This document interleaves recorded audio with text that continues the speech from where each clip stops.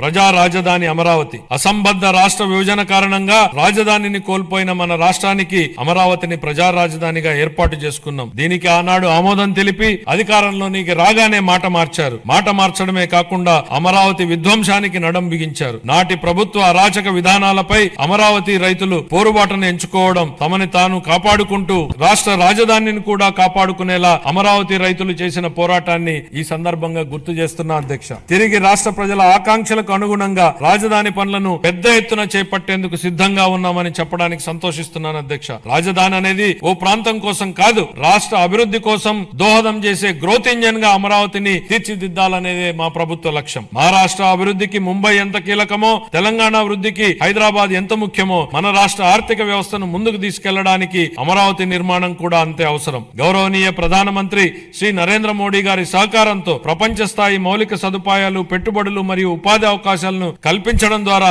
అమరావతిని ముంబై మరియు హైదరాబాద్ లతో సరితూగే ఆర్థిక శక్తిగా అభివృద్ధి చేయడానికి మా ప్రభుత్వం కృషి చేస్తోంది. అమరావతిని విధ్వంసం చేసేందుకు నాటి పాలకులు చెప్పిన మాటలను ఈ సందర్భంగా గుర్తు చేయాలనుకుంటున్నా అధ్యక్ష. రాజధాని నిర్మాణం కోసం అంత డబ్బులు ఇవ్వలేం కాబట్టి 3 రాజధానులు ఏర్పాటు అన్నారు. ఇవాళ మేం రాజధాని పనుల నిర్మాణం కోసం బడ్జెట్ నుంచి ₹1 కూడా కేటాయించలేదు అధ్యక్ష. కానీ రాజధాని పనులు ప్రారంభం కాబోతున్నాయి. మా ముఖ్యమంత్రి గారు చెప్పిన విధంగా అమరావతి సెల్ఫ్ సస్టైనబుల్ ప్రాజెక్ట్ అని నిరూపితమైంది. తనకు తానే ఆర్థిక వనరులు సంపాదించుకునే ప్రాజెక్ట్ అమరావతి అని కళ్ల ముందు కనపడుతోంది. ప్రపంచ బ్యాంకు, ఆసియా అభివృద్ధి బ్యాంకు మరియు హడ్కో వంటి ఆర్థిక సంస్థల సహకారంతో కేంద్ర ప్రభుత్వం ద్వారా అమరావతి నిధులు సమకూర్చుకునే ఏర్పాటును మా ప్రభుత్వం ఏర్పాటు చేసింది. దీంతో బడ్జెట్ సహాయం లేకుండానే స్వీయ పెట్టుబడి వనరులు కలిగిన రాజధాని నగర ప్రాజెక్టుగా అమరావతి మారింది.